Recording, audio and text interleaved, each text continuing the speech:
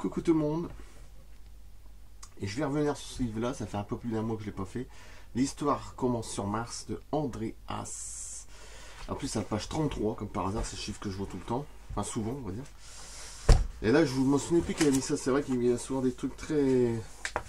Ça fait toujours plaisir, quoi, je veux dire. Voilà. Et en dessous, j'aime bien, c'est l'usage de la parole, aider la vérité, de lui porter le flambeau pour l'éclairer. Pierre Charon, le traité de la sagesse, 1601. Et en 1600, j'en pense à Giordano Bruno qui a été brûlé vif. Hein, Giordano Bruno, faites des recherches, j'ai déjà fait une vidéo sur ça. Qui avait dit qu'il y avait la pluralité des mondes, évidemment. Ça n'a pas plu à l'église, etc. De toute façon, après brûlé vif, après 7 ou 8 ans de procès, je sais plus quoi. Bon, bref, c'est magnifique. Bon, enfin, ce côté-là, c'est pour ça que je vous dis... dès que la religion s'en mêle, tout de suite, bon, il y a toujours un truc qui est c'est la religion là ou une autre, hein, de toute façon. Poterie antique et autres artefacts. L'histoire commence sur Mars et autant commencer tout de suite.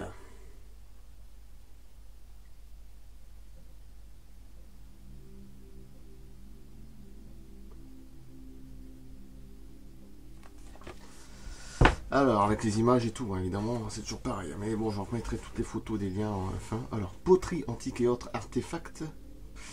Sur Terre, l'usage du cuivre, de la céramique peinte, incisée ou décorée aurait vu le jour il y a à peu près 8000 ans de cela, dans la période appelée par les spécialistes protohistoire de la Mésopotamie. Se pourrait-il que cette protohistoire ait débutée non pas sur Terre, mais comme contre toute attente sur Mars. Les Igigi sont décrits comme ayant une technologie leur permettant le voyage spatial. Ils étaient de puissants dieux et devaient vivre confortablement avec toute la technologie nécessaire. Par contre, si l'homme était effectivement vu comme une espèce d'animal hybride, il a dû se débrouiller par lui-même pour suivre en construisant sa propre société. Si ce fut le cas, nous devrions là aussi en retrouver les traces. Et là encore, l'érosion du temps nous jouerait-elle des tours en produisant les artefacts manufacturés. Dans ce domaine, tout paraît possible, car même improbable, ces objets sont aussi décrits comme étant des pareidolis. On peut s'en rendre compte dans la série de clichés qui suit. Pour commencer sur la page suivante, cette céramique issue de la Panorama Pia 11746, Bonestel de Spirit, datant de mai 2009. Hein. De toute façon, celle où il y a plus de photos incroyables, c'est Curiosity. Hein. De toute façon, ça rejoint la vidéo que j'ai postée juste avant, c'est pour ça que j'ai fait un lien. Hein, vous avez vu le voyage distance... pensée télépathique, je veux dire médium, hein, tout ce qu'ils voyaient déjà, bon bref. Donc c'est pour ça que je vais continuer sur Mars, la continuité, comme ça au moins vous aurez un gros truc sur Mars, puis la prochaine fois je sais pas sur quoi je reviendrai, bon bref. Constitué du sol 1412 à 1428, on retrouve Pia 11746 en haute résolution sur le site Gigapan, pris par Terraform Mars, qui à cette rare occasion nous montre la céramique avec des gravures peintes. Un objet à quoi de l'étonner lorsqu'on sait que sur Terre, l'art de la céramique serait né au Proche-Orient et qu'il aurait atteint un haut niveau de qualité artistique dans les Grèces antiques il y a 2500 ans. Alors là, si vous regardez bien, l'objet en céramique, en plus, je ne sais pas si c'est lui qui a fait ça ou alors oui, on voit même les couleurs qui vont avec. Carrément, oui, les couleurs. On est sur Mars. Hein. De toute façon, vous avez les liens, parce que souvent il y en a qui me posent des questions. Oui, mais on voit où? Bah, c'est marqué en dessous. Pia 11746, NASA. Vous allez chercher sur le site de la NASA. Alors j'espère que c'est encore là parce que j'espère que l'on pas effacé. Regardez bien, on voit quand même les couleurs, hein, qu'on ne fout pas de mentoir. Donc c'est du céramique. Hein. On est bien sur Mars. Tout ça, vous allez le voir en gros détail juste après. C'est assez hallucinant. Mais avant, je vous dis, l'image subséquente, nous vient du Curiosity. Alors, Curiosity, c'est là où on voit plus de trucs incroyables. En sol 1049. Il est daté du 20 juillet 2015 et provient d'une partie du cratère Gale. On y retrouve cette pierre en forme de poterie, permet un champ de débris tout aussi atypique si on s'en tient à l'explication officielle incluant l'œuvre de l'eau et du vent. Alors, Mars semble une véritable usine à pareidolie. Le cliché suivant a été mis en ligne le 19 juin 2013 et provient de la série constituant Sol 309. On y voit ce qui semble être un morceau de poterie avec d'autres objets qui à l'évidence ont été plus travaillés par l'érosion. Alors j'avais déjà fait ce livre-là dans le temps, mais c'était sur des livres plus petits d'Andreas, mais en noir et blanc. Donc c'était moins là, vous allez voir la gueule. On est bien sur Mars. Oui, oui. Le truc que vous voyez briller, là, c'est sur Mars. J'en ferai les photos, hein, si c'est un peu flou, c'est pas grave.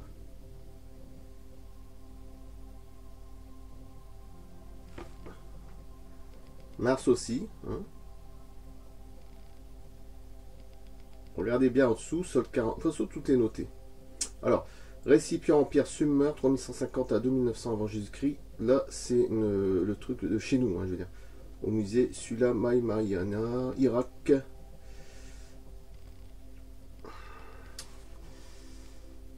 Là aussi, hein, une sorte de cube, une sorte de pierre, je veux dire. En plus, si c'est l'érosion, c'est vraiment très fort. Parce que vraiment, on dirait que ça a été taillé dedans.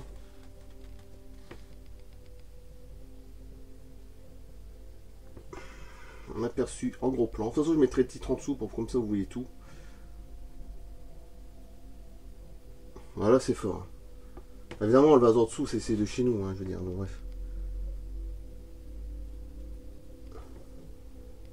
Mais là, c'est très fort. Si y en a qui voient pas qu'un petit problème, je sais pas, ou alors ils voient pas très bien. Hein, je sais pas, il faut peut-être mettre des lunettes. Hein. À mon avis, là, il y a quelque chose qui va pas. Hein. Celui qui voit vraiment pas qu'il y a un problème, bon. Après, chacun ses opinions. Hein. Il paraît improbable que l'objet en haut à droite de l'image soit l'œuvre de la nature, de même que celui du bas ressemble fortement à un vase cassé. Bon. Mais on trouve aussi des objets que la nature aurait façonnés de manière plus commune. Oui, là c'est très fort aussi. Là, à la façon de cette moulure en forme de sabot, vue en sol 703. Je l'avais déjà montré, mais c'est pas grave, je le remontre. En image, mais pas avec le livre complet, puisqu'en plus là c'est mieux détaillé, parce que je trouve qu'on voit mieux les couleurs. Par contre, je me souviens plus du tout du céramique là. J'ai tellement dit, vous savez. Cette autre moulure image de gauche en sol 604 pourrait appartenir à un ensemble bien plus vaste. On trouve même un cliché pris par Spirit du sol 1434. Dans la forme de pièce, oui, après il y a une pièce de monnaie, oui, une pièce après, hein, qui sur elle n'était pas due à l'érosion naturelle, serait la preuve flagrante qu'une antique civilisation martienne a un jour utilisé un système monétaire. Attention, les yeux, ça va faire mal.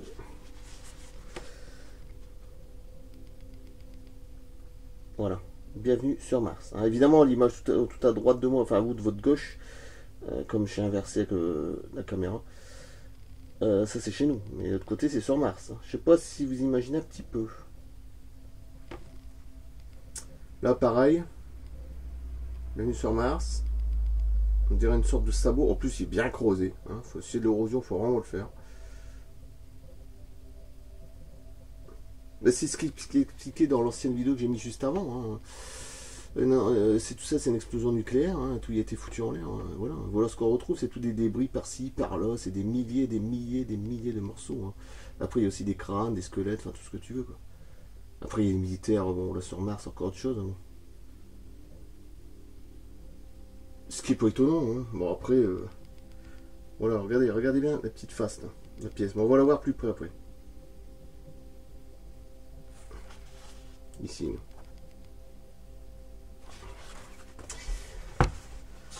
Alors là, on la voit très près, et c'est vraiment flagrant. Après, trouver de la monnaie sur Mars s'accorderait parfaitement avec des bijoux. Oui, parce qu'après, il y a une bague aussi en dessous. Une bague érodée près d'une des roues de Curiosity en sol 689. En plus, ça passe juste à côté de la roue du robot Curiosity. Il faut même pas attention. Bref, une petite bague. C'est très simple. En plus, c'est vraiment... la forme, elle est quand même assez curieuse. Sol 689 et bague ancienne collection du botaniste français Jean Bord, dont au muséum de Toulouse. C'est pour faire une comparaison. Je ne vais pas vous faire voir ce côté parce qu'après... Alors, comment je vais faire ça? Alors, voilà. Faut pas vous faire voir. Regardez. Voilà, ça c'est une pièce de monnaie, évidemment, agrandie. Voilà, on fait une comparaison avec en dessous. Hein.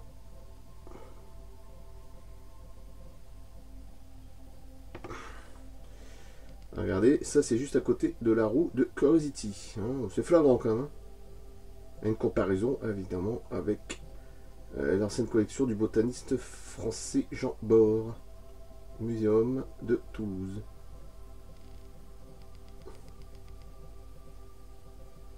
C'est du très costaud. Même ça, je m'en souvenais plus. Oui, il y a tellement de trucs. Si on est bien en présence d'une bague, elle semble accompagnée par d'autres vestiges de bijoux, ce qui, dans ce contexte, n'ont rien d'étonnant. Ah oui. Poterie, etc., artefacts, bon bref. Certains objets érodés sont tellement bien imités qu'ils nous offrent une vision d'articles de culte, de même que ce mini-sphinx. Repéré aussi en sol 703. Je vais vous faire voir le mini-sphinx, c'est quand même assez hallucinant. Oui, je le vois, ouais, d'accord. Faut imaginer, bon, en plus il est cassé de là comme ça, d'un moitié visage, mais c'est pas grave. Mais on voit quand même l'arrière. Hein.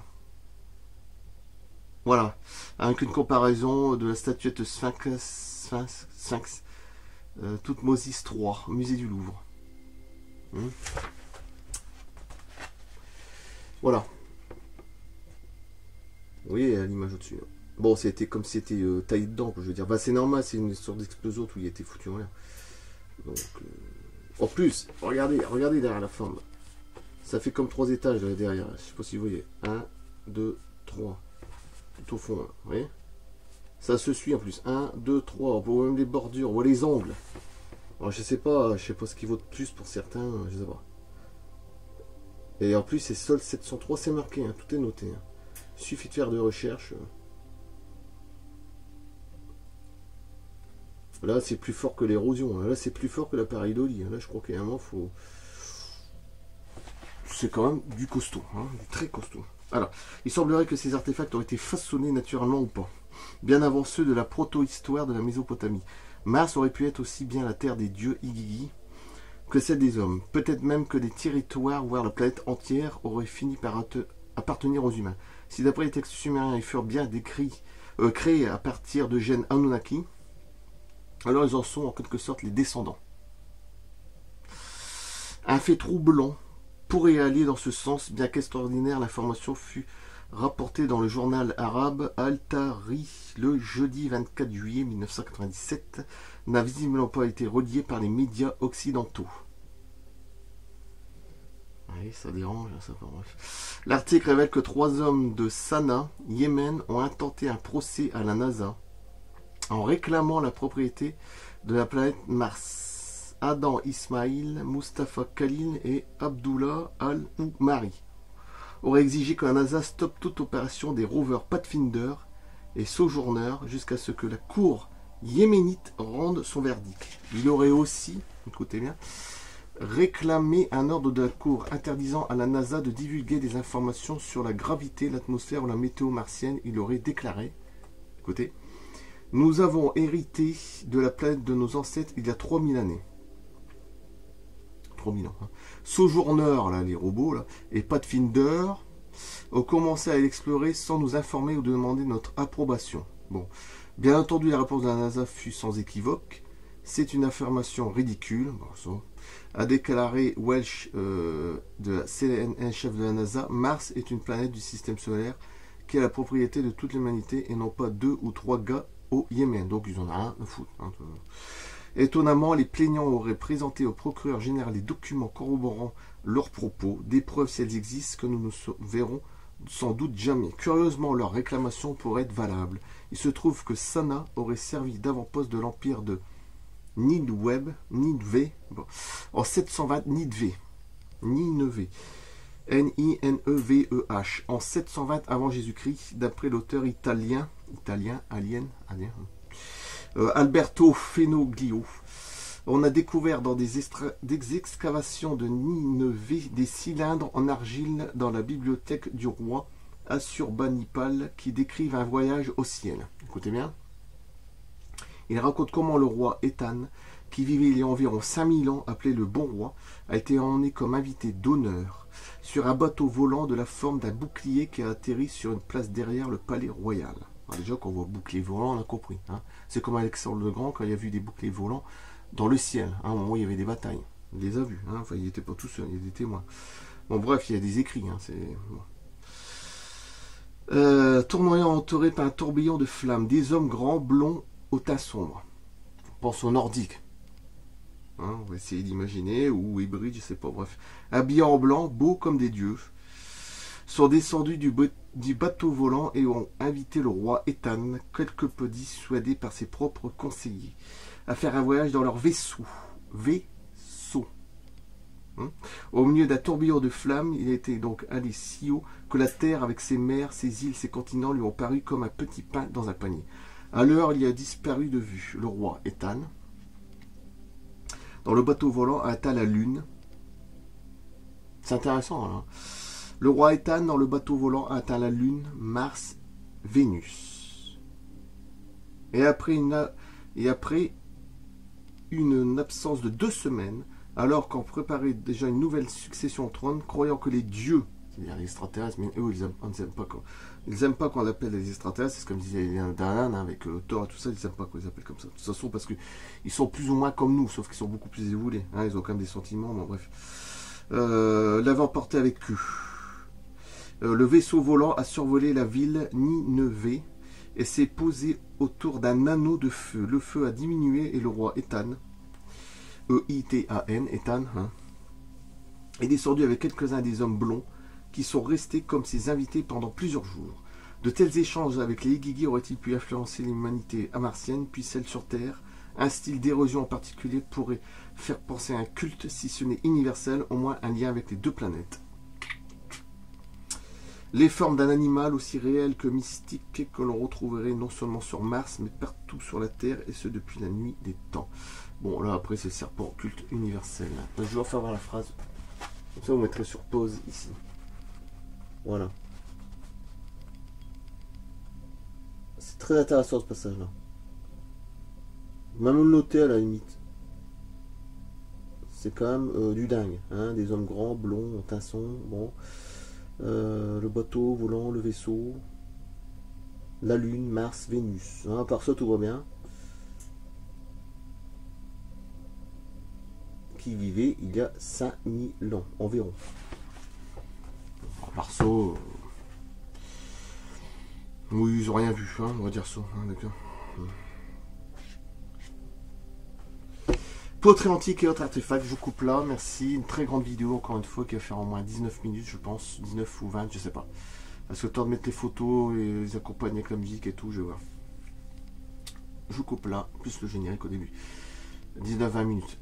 A plus et à bientôt d'ici 2 ou 3 jours. Merci, et encore un grand merci à Andreas pour son livre L'histoire commence sur Mars. C'est un grand format que j'adore, et ça, des formats comme ça, et j'en vous demanderai encore plus. Bon, pas forcément qu'André, mais parce que ça c'est bien avec des images et tout, ça c'est toujours très intéressant, j'adore. Comme un peu le livre des apparitions du monde mondial de Eric Zorcher, c'est assez grand, c'est bien. Ça j'aime bien les livres comme ça, comme derrière, voilà ce qu'on voit. Tout ça c'est André. Je coupe, merci et à bientôt.